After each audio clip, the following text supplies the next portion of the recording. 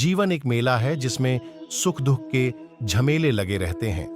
हर व्यक्ति के जीवन में एक ऐसा कठिन समय भी आता जब व्यक्ति निराश हो जाता है। ऐसे समय पर यदि धैर्य से काम लिया जाए और खुद को प्रेरित करके रखा जाए तो सफलता भी आपकी दहलीज पर दस्तक देती है। भगवान श्री कृष्ण ने श्रीमद् भागवत गीता जी के निर्मल ज्ञान प्रकाश से पाठ की परेशानियों का तमस मिटाया था। कठिन समय में प्रेरणा से भर देने वाले श्री कृष्ण के विचार के माध्यम से समझ पाएंगे, जो कुछ इस प्रकार है। अपनी इच्छा की शक्ति से अपने आप को नया आकार दें। अपने आप को कभी भी स्व इच्छा से नीचा न होने दें। इच्छा ही आत्मा की एकमात्र मित्र है और इच्छा ही आत्मा की एकमात्र शत्रु है। जिन्होंने खुद को जीत लिया है उनके लिए इच्छा एक मित्र है, लेकिन यह उन लोगों का दुश्मन है जिन्होंने अपने भीतर आत्मा को नहीं पाया है। सर्वोच्च वास्तविकता उन लोगों की चेतना में प्रकट होती है जिन्होंने खुद को जीत लिया है। शांत मन में, ध्यान की गहराइयों में आत्मा स्वयं को प्रकट करती है। स्वयं के माध्यम से स्वयं को देखकर एक आकांक्षी पूर्ण पूर्णता के आनंद और शांति को जानता है। कोई भी जो अच्छा काम करता है उसका कभी भी बुरा अंत नहीं होगा, न तो यहां और न ही आने वाले युग में। गंभीर तपस्या और ज्ञान मार्ग से ध्यान श्रेष्ठ है। मुझ पर अपना मन लगाकर योग के अभ्यास से स्वयं को अनुशासित करो। मैं उन लोगों के लिए हमेशा मौजूद हूं जिन्होंने मुझे हर प्राणी में महसूस किया है। व्यक्ति जो चाहे बन सकता है यदि वह विश्वास के साथ इच्छित वस्तु पर लगातार चिंतन करे। मन बहुत चंचल है जो इंसान के दिल में उथल पुथल कर देता है। जैसे वे मेरे पास आते हैं वैसे ही मैं उन्हें ग्रहण करता हूं। सभी पथपार्थ मानव को मेरी ओर ले आते हैं।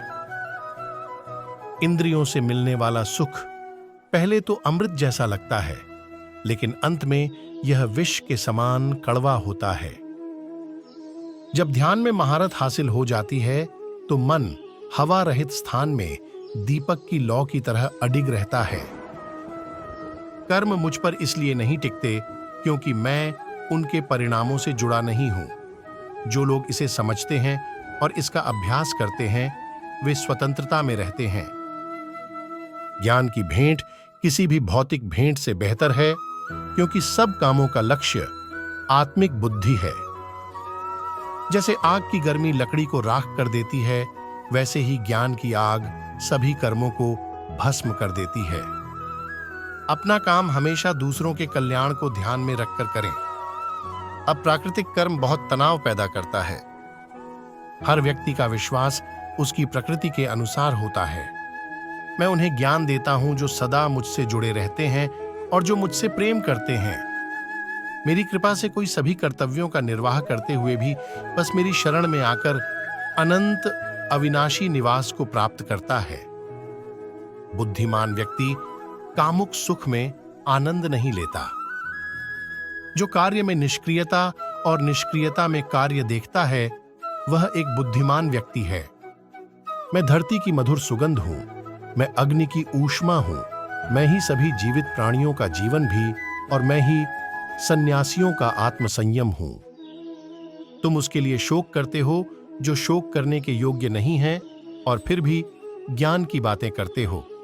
बुद्धिमान व्यक्ति न जीवित और न ही मृत व्यक्ति के लिए शोक करते हैं। बुद्धिमान व्यक्ति को समाज कल्याण के लिए बिना आसक्ति के काम करना चाहिए।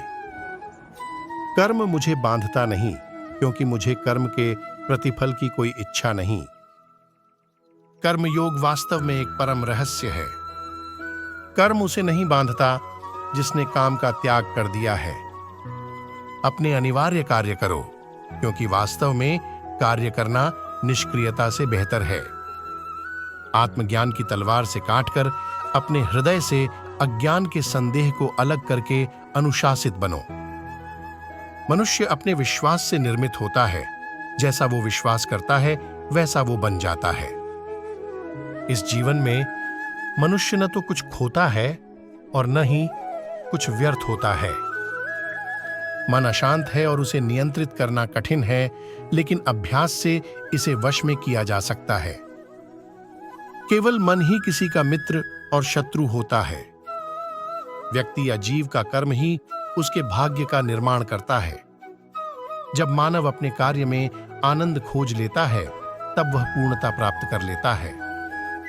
नरक के 3 द्वार वासना, क्रोध और लालच हैं। क्रोध से भ्रम पैदा होता है, भ्रम से बुद्धि व्यग्र होती है।